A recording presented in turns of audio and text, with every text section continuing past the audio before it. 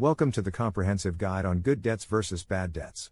This journey will provide you an understanding of the two categories of debt, how they are different, and why these distinctions matter. In the journey toward financial literacy, it's crucial to recognize the distinction between good and bad debts to create a more sustainable future for your financial landscape. To contextualize the meaning of both good and bad debts, it's essential to understand debt firstly as an instrument that can either work for you or against you, depending on how you use it. Good debt is typically an investment in your future.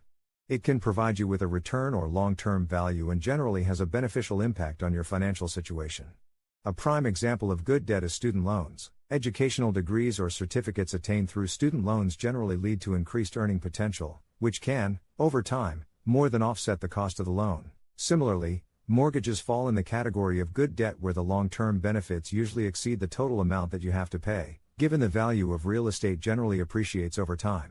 On the other hand, bad debt does not provide any long-term benefits. It is often acquired for purchasing things that don't appreciate in value, such as high-interest consumer debt like credit cards used for day-to-day expenses. These debts usually carry high interest rates, which means you end up paying significantly more than the original cost of the item over time, making them a financial liability. The key difference in using debt wisely or improperly lies in your decision-making process while taking on debt and how it aligns with your financial goals. Before taking on any debt, ask yourself, how will this debt help me improve my life? Will it provide long-term value and contribute positively to my financial future? Or will it be a burden, help me make poor financial decisions, and doesn't appreciate in value? Using debt wisely and understanding its pros and cons can help you secure your financial future and enable growth. So, remember, not all debts are created equally, and knowing the difference can make a substantial impact on your financial journey. Given the flush availability of credit, it's easy to fall into the trap of taking bad debt. However, the consequences of this action could lead you further away from your financial freedom. How many times have you found yourself reaching for your credit card for purchases that could have been done through cash? Proactively identifying and avoiding such temptations can break the cycle of bad debt accumulation. Simultaneously, being strategic about the debts you take, such as for investment in your education, home, or a business, can enhance your overall financial standing and increase your net worth over time. The path to financial success isn't always about avoiding debts altogether.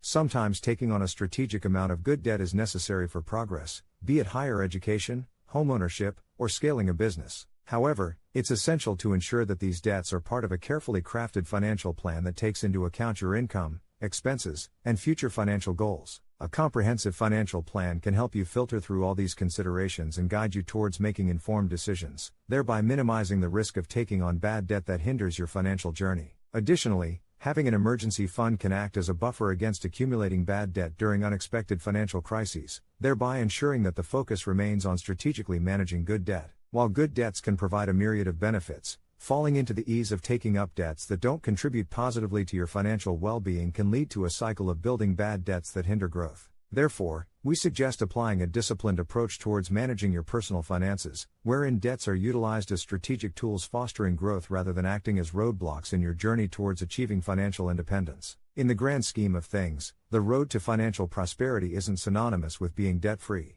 It's rather about making informed choices, distinguishing between good and bad debts, and using them proactively to foster financial growth that results in long-term financial independence. Making smart, strategic decisions around debt management requires understanding its implications, equal parts, and a commitment to financial discipline, a healthy respect for financial due diligence, and an unwavering belief in your financial goals. It's about stepping up to the plate, owning your financial situation, and taking the necessary steps to ensure that your actions are in alignment with your financial goals and are driving positive outcomes for your financial future. So, let's end the age-old debate: is any debt, living a debt-free life essential for financial independence? The answer might surprise you. No, shunning all forms of debt isn't necessary for financial independence, and in most cases, it isn't even possible. What matters is how you use debt.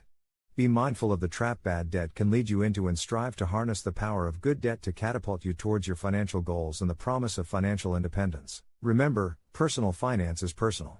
What works for one person may not work for another. Understanding the distinction between good and bad debts equips you to make decisions that align with your unique financial circumstances and goals. So, evaluate your financial health, set your sails in the direction of informed decisions and smart strategies, and embark on a journey towards financial independence.